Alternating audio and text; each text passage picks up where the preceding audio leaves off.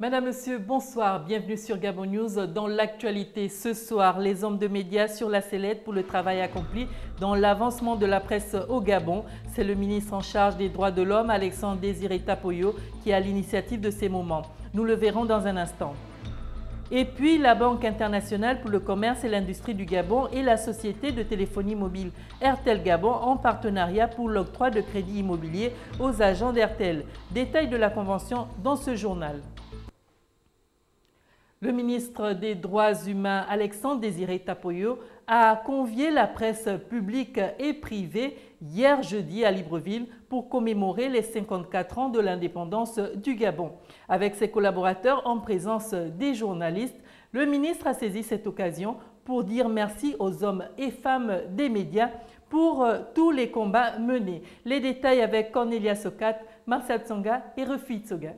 Les hommes et femmes des médias gabonais de la presse publique comme celle de la presse privée ont répondu présent à l'invitation du ministre des Droits humains, de la légalité des chances pour commémorer les 54 ans de la cession du Gabon à la souveraineté internationale. La modeste cérémonie de ce soir s'inscrit sous 3 volets. Le premier volet est la commémoration de notre indépendance. Indépendance obtenue de haute lutte par nos mères et nos pères.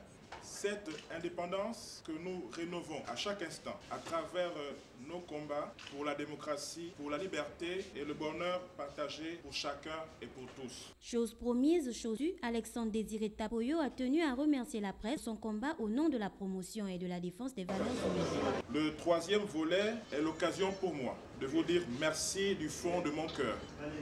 Merci pour tous les combats menés au nom de la promotion et de la protection de la vie humaine. Merci pour votre courage dans la défense de la dignité humaine. Merci pour votre audace dans la construction d'une société humaine plus juste et plus équitable. Merci pour votre farouche opposition à toute forme d'exclusion. Merci encore pour votre engagement pour que triomphe la vérité. Parce que nous sommes des êtres humains, parce que les gens le savent et parce que l'honnêteté protège celui qui se conduit bien, le ministre formule pour tous les Gabonais de toujours rester fidèles et loyaux. En politique, l'ancien Premier ministre et le dernier sous l'ère Omar Bongo Ondimba, Jean Yegendong, fait l'objet de 2 arrêts notifiés par la Cour des comptes. C'est dans cette optique qu'il a animé une conférence de presse ce vendredi à Libreville en présence de plusieurs militants de l'opposition gabonaise pour donner sa part de vérité. Martial Tsonga et Refuit Tsoga. Il dit ne pas être comptable de la gestion des fêtes tournantes 2006-2007, dont il a été le président du comité d'organisation pour le compte de la province de l'Estuaire. C'est dans cette optique que l'ancien Premier ministre a fait l'objet de 2 arrêts provisoires notifiés par la Cour des comptes sur le détournement d'une part de 1,3 milliard de francs CFA et 97 milliards de francs CFA d'autre part, toute chose que l'homme rejette en bloc. Le Premier ministre que j'ai été n'a pas oublié qu'une partie, pour ne pas dire la totalité, des fonds publics prévus à cet effet se retrouvaient dans une structure bancaire privée de la place, certainement pas à mon initiative. Clamant son innocence devant la presse nationale et internationale, Jean Yegendong met l'affaire devant le peuple au nom de qui la justice est rendue. Aussi estime-t-il que le rôle de président du comité des fêtes tournantes 2006-2007 qu'il a joué n'était que protocolaire. Ayant reçu notification de ces 2 arrêts, j'ai pris soin de saisir un avocat qui a fait à la Cour des comptes une réponse au plan juridique. Réponse pour exprimer ma surprise et dire à la Cour des comptes simplement mon innocence. Devant les faits qui lui sont notifiés par la haute juridiction financière, Jean Yegendong demande que le ministre du budget, le directeur général du budget et le trésorier payeur général en fonction 2006-2007 soient entendus en qualité de témoins. Jean Yegendong qui a tenu à réagir à propos des allégations de détournement des fonds destinés pour les fêtes tournantes 2006-2007 a été surpris de l'importance des sommes avancées par ses accusateurs. Il aurait ainsi mis la main sur près de la totalité du budget affecté pour les dites fêtes. Voici les explications de l'ancien Premier ministre au micro de Patrick Charfery. Au total, c'est une somme de 98 milliards 300 millions que Jean Yardon aurait demandé au Trésor public de décaisser en 2006 et 2007. Des sommes aussi faramineuses destinées pour les fêtes tournantes qui demandent de la part de l'intéressé quelques explications.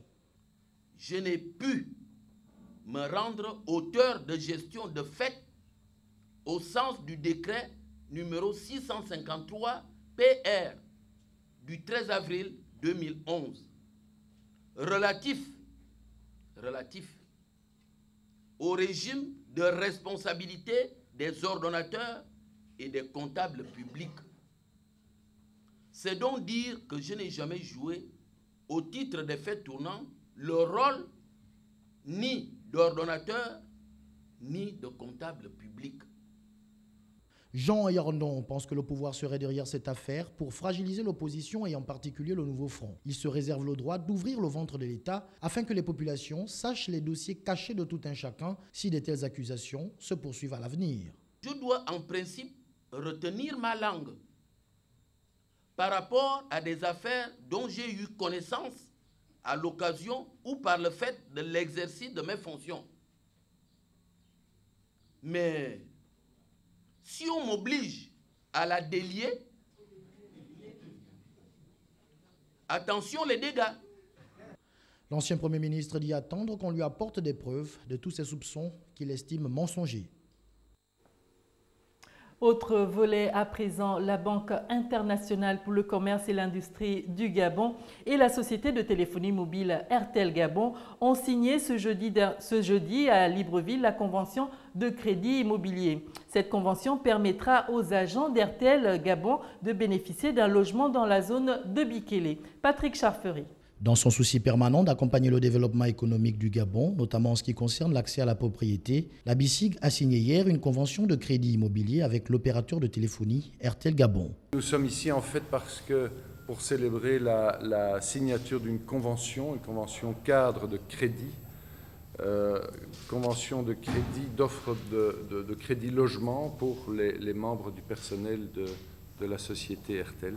Ce projet, bien sûr, n'aurait pas pu voir le jour sans la SNG CLS, en l'espèce la Société nationale de gestion et de construction du logement social de l'État, dont la vocation est de mettre en œuvre la politique du gouvernement. Une centaine d'employés d'Airtel Gabon, avec ou sans compte bancaire à la BICIG, vont bénéficier d'un prêt de 20 à 40 millions pour acquérir une résidence principale dans le cadre de la Société nationale de gestion et de construction du logement qui a déjà lancé les travaux dans la zone de Bikélé, au nord-est de Libreville. Le logement fait partie donc des besoins fondamentaux de l'homme. Après avoir mangé, eh bien, on a besoin d'un toit. Et aujourd'hui, nous sommes très heureux que le rêve des employés Airtel trouve aujourd'hui une solution. La signature de cette convention intègre le volet social de l'opérateur de téléphonie mobile, soucieuse du bien-être de son personnel et conscient des difficultés inhérentes à l'acquisition d'un logement décent.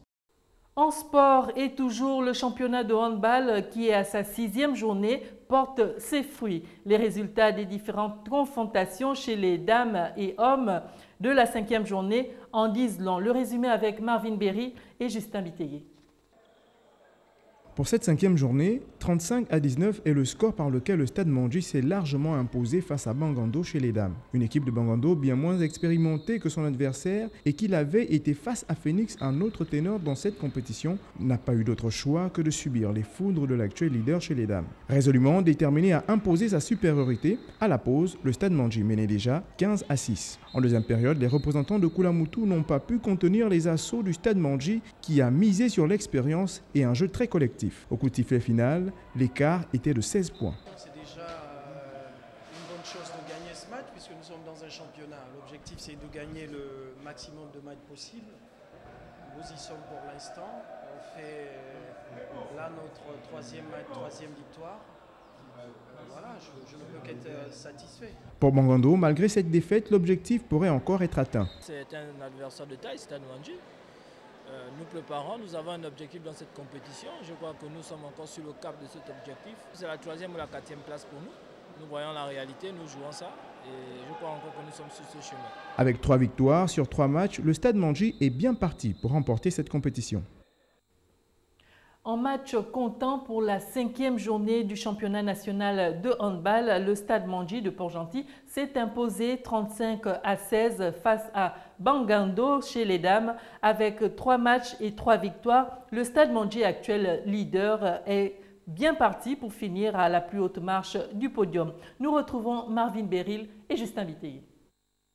La 5e journée du championnat national de handball a été marquée par la bonne prestation des favoris de cette compétition. Chez les hommes, le Stade Mandji a infligé une correction à Libreville Handball 27-17, une victoire qui lui a permis de maintenir son statut de leader. Ensuite s'en est suivi la chaude explication entre la JSM et Salinas qui s'est achevée sur le score très serré de 21-20 en faveur de l'actuel champion du Gabon. 29-18, c'est sur ce score que s'est achevée l'explication entre Senior Academy et Phoenix qui pourtant a livré un bon match face à la JSM à la veille. Du côté des dames, Stade Mandji a su se faire respecter en réalisant le plus grand écart de la journée, 35-19, face à une équipe de Bangando qui avait déjà perdu son match lors de la 4e journée face à Phoenix. Puis la dernière rencontre a été la confrontation entre AMP Espoir et Soluco qui s'est achevée sur le score de 19-14 en faveur d'Espoir.